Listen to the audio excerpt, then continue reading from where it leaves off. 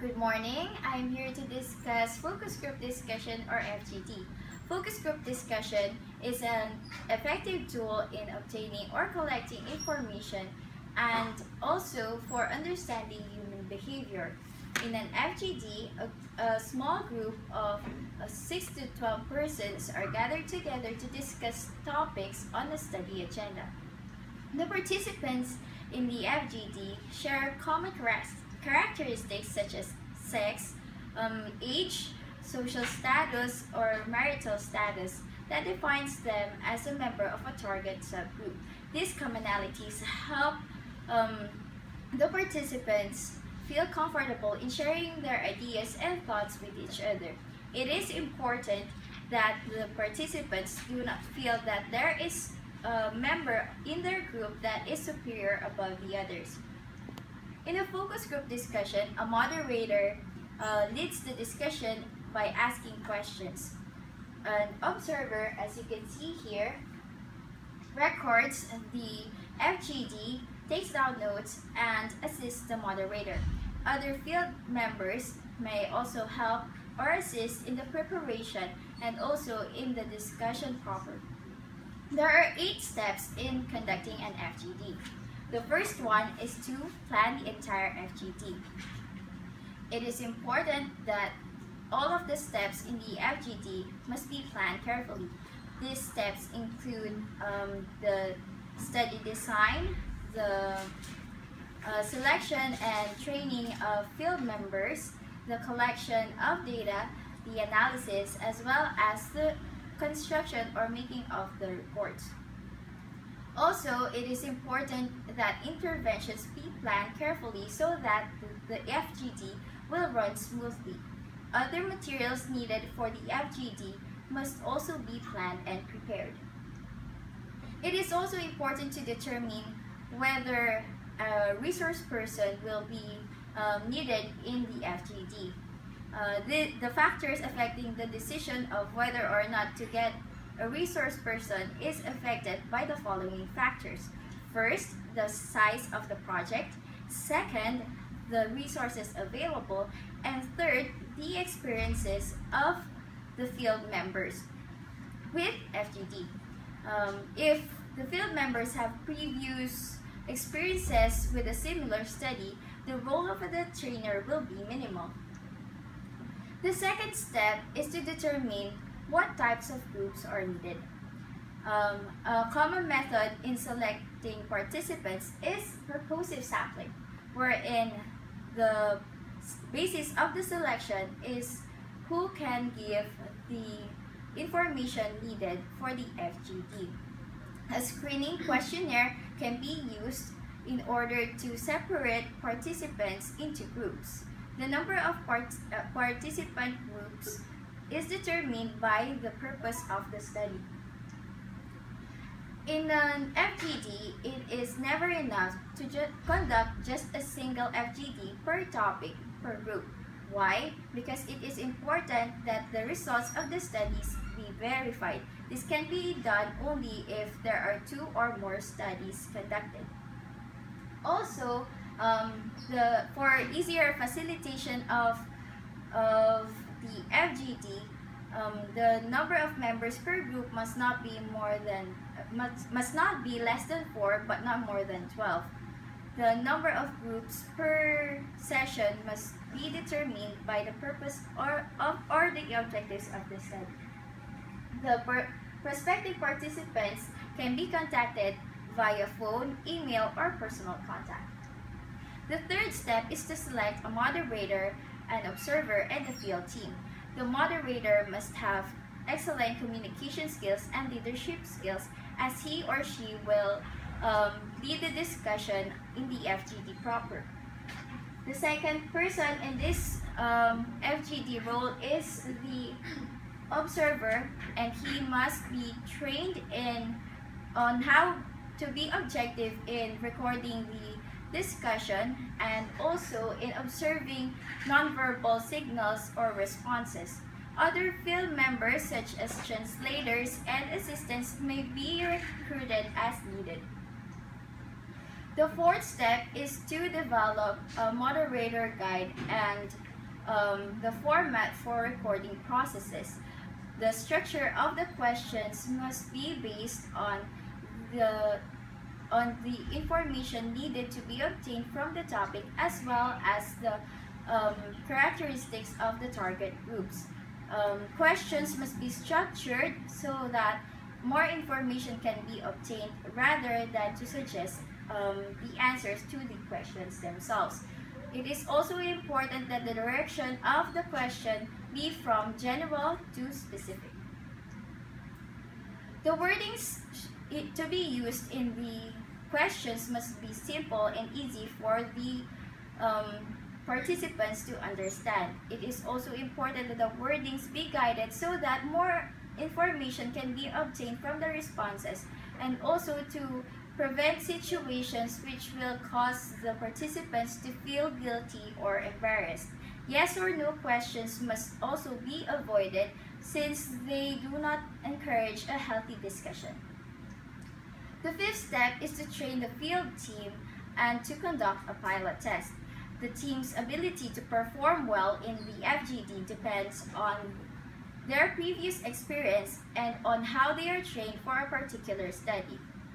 It is important that each of the team members know the objectives of the study, the information to be obtained from the FGD, their specific roles, as well as the procedures for making the analysis and the reports.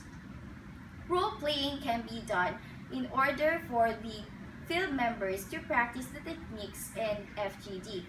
On the other hand, pilot testing is done to evaluate the effectiveness of the trainings conducted for the field members. Pilot testing is also an effective tool in identifying the possible errors or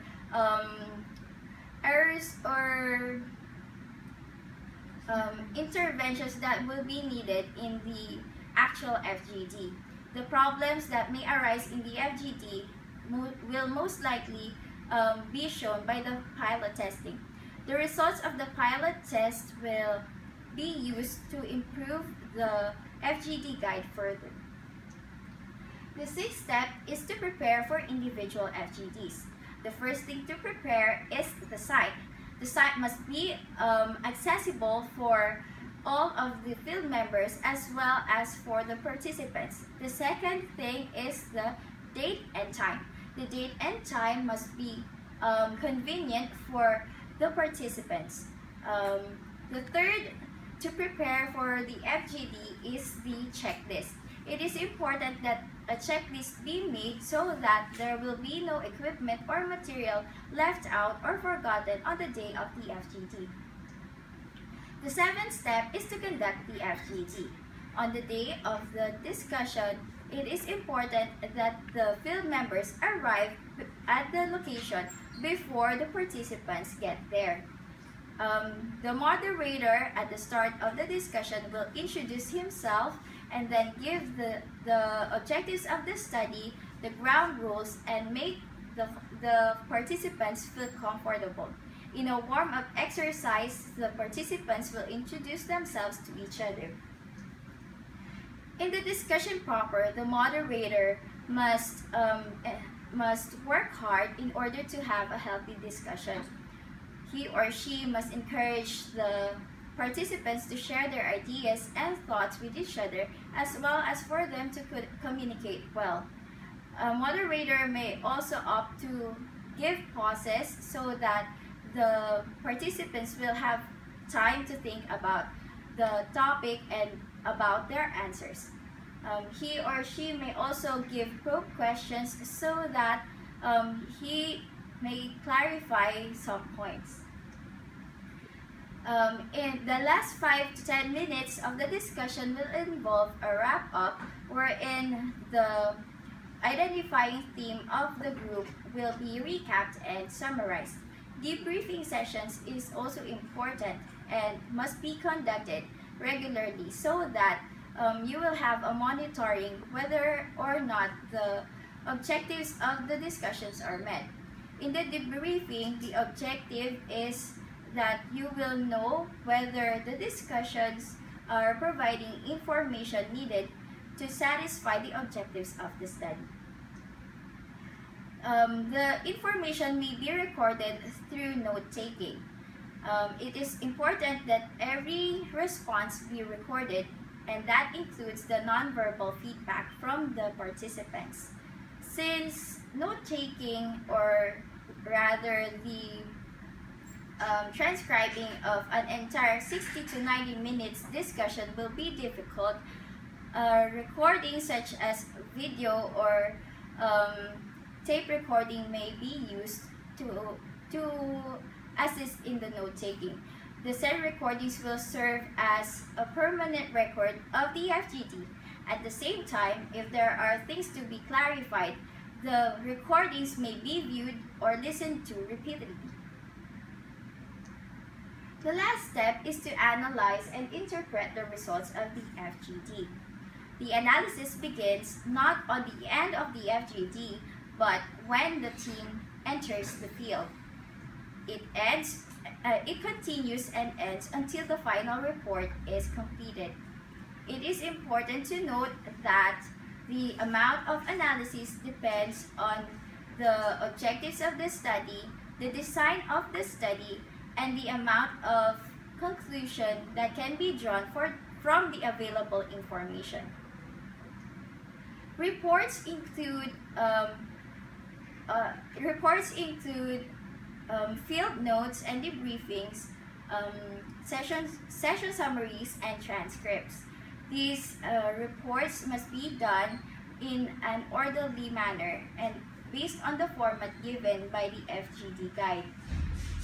It is also important to note that interpretation of data can be done